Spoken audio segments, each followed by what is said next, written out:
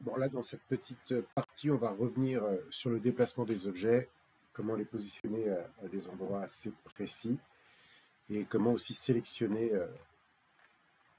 tout ou partie d'un objet. Donc, je vais refaire par exemple une surface comme ça. Et voilà, je voulais juste revenir sur ça. Je peux cliquer et avoir que la surface centrale de sélectionner. Je peux aussi sélectionner qu'un côté, qu'une arête. Si je double-clique, je sélectionne l'entièreté. Si je veux sélectionner au coup par coup, par exemple, d'abord ça, puis je veux mettre en sélection aussi automatique l'un des côtés ici, j'appuie sur la touche Shift ou la flèche qui est sous le cadenas, je la maintiens appuyée. Et là, je peux donc venir associer au fur et à mesure ou dissocier les côtés. Voilà. Je vais créer un groupe de cette surface. Clic droit. Créer un groupe. Je vais rapidement faire une petite boîte à côté. Hop. Je prends l'outil pousser tirer. L'idée, c'est de répéter un petit peu ces gammes à chaque fois. Je reprends l'outil de sélection. Je triple-clique pour sélectionner l'intégralité de mon objet. Clic droit. Créer un groupe. Je vais en faire un supplémentaire encore. Hop, comme ça avec une dimension un peu différente. Je prends l'outil pousser tirer et je crée mon volume. À nouveau, je vais sélectionner l'intégralité. Alors triple clic ou j'aurais pu clic droit pour désélectionner, sélectionner comme ça, ça marche aussi. Cliquer, glisser avec la souris, de la gauche vers la droite. Créer un groupe.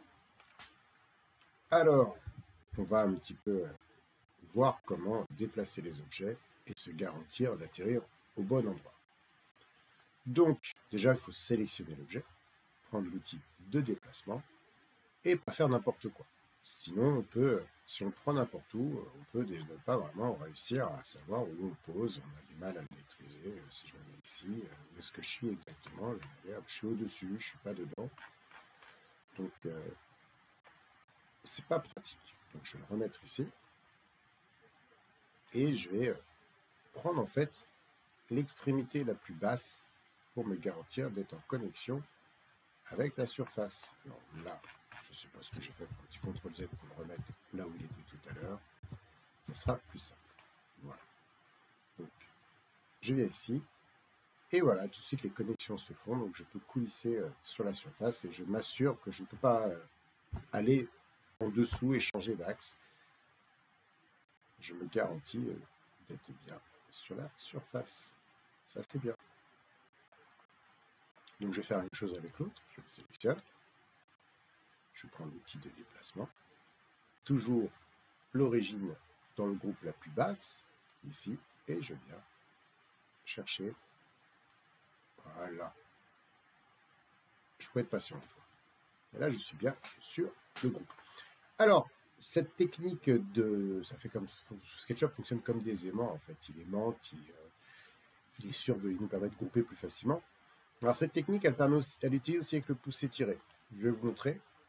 Je vais sélectionner cette surface ici, de cet objet. D'abord, je sélectionne l'objet. Ensuite, je vais venir sur la surface. On va rentrer dans l'objet, c'est mieux si je fais ça. Je vais pivoter. Vous voyez, aussi bien je fais des petites erreurs, des petits oublis, ça permet de se rendre compte qu'il faut être attentif à certains petits détails si on veut obtenir ce qu'on veut. Et voilà, je vais bouger cette surface pour lui donner la même dimension que le volume du dessous. Alors comment on fait? En fait, on balade le curseur poussé tiré et on va se caler sur la surface du dessous. Et vous voyez, automatiquement, si je peux chercher, là je l'ai, là c'est encore mieux sur les côtés, là je l'ai. Hop. Et là vous pouvez être sûr, quand je relâche ma souris, que je suis parfaitement aligné. Et évidemment, ça marche aussi de ce côté-là. Voilà, là je vais chercher et c'est impeccable. Je vais faire avec celui du dessous, par exemple. Regardez, je rentre dans le volume du dessous, je prends l'outil pouce et tirer et je vais venir aux fleurs de la surface au sol. Et ça marche aussi avec autre chose. Imaginons que je veux créer une ouverture, un trou dans ce volume. Je vais d'abord évidemment prendre mon rectangle.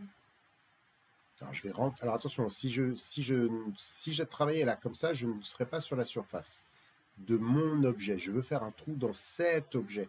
Donc il faut que je sélectionne l'objet que je m'assure d'être bien dedans, dans l'objet. Donc double-clic pour entrer dedans. Et là, tout le reste est grisé. Ça, c'est important. Et là, je peux aller sur la... Je vérifie bien que je suis sur la face. Hein, là, je suis toujours sur la face, donc ça va. Là, je pense que je n'y suis plus. Je suis en dehors de l'élément actif. Là, je suis sur la face.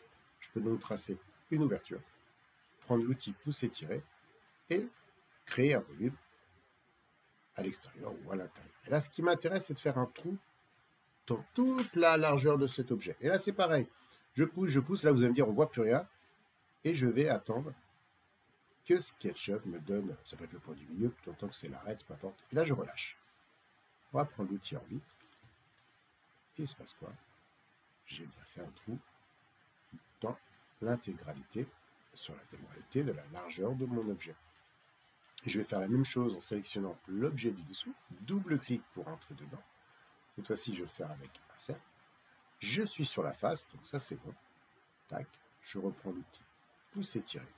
Je vais me mettre sur un bon angle de travail, voilà, d'avoir le côté extérieur en face accessible. Je reprends l'outil pousser-tirer, je le mets ici, je vais chercher l'angle. L'arrête, vous appelez ça comme vous voulez, comme je dis, hein, c'est de manière spontanée que je fais des vidéos, je vous l'avais dit, je ne vais pas me reprendre chacune de mes bêtises, j'essaie d'être assez précis quand même sur le plan technique, on va dire. Le vocabulaire des fois part peut-être à droite à gauche, vous m'en excuserez.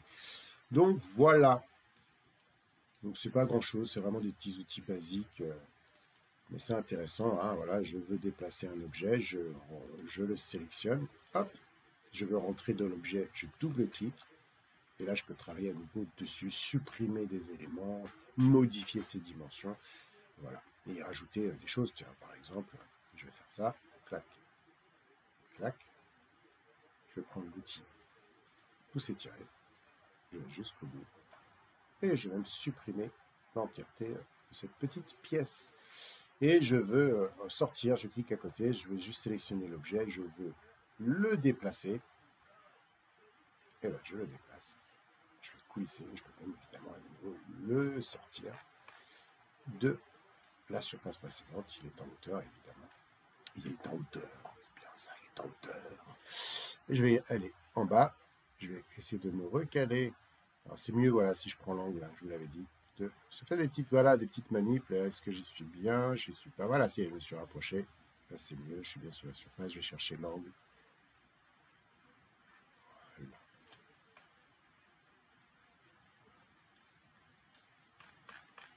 Après, on verra qu'il y a au fur et à mesure de certains exercices, vous verrez, se rajouteront des petites astuces